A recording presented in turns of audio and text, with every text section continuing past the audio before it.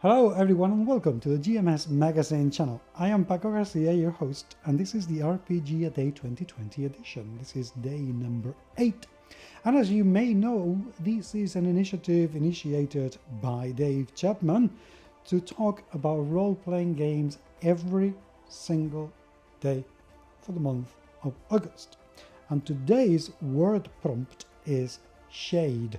I decided to interpret shade as grayscales, as in not either black or white, because I feel there's been an awful lot of conversation recently about good and evil, and in RPGs, and whether some species are inherently evil or not.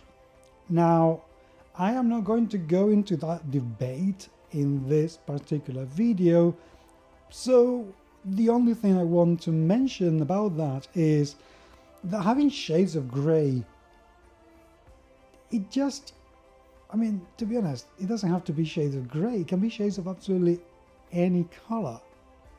Any. And with that, I mean that having the variety, having something to go between one extreme and the other, between the opposites that, are meant to attract, don't.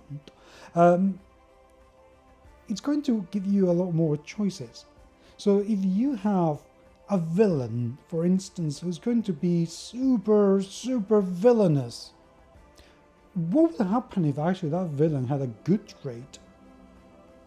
Not necessarily a redeemable feature, but a good trait. What would happen if instead of, being almightily, amazingly goody somebody, it was actually, but it had that tiny, annoying, evil-y thing that they do, like wearing hot socks or something like that. I don't know, I'm just thinking.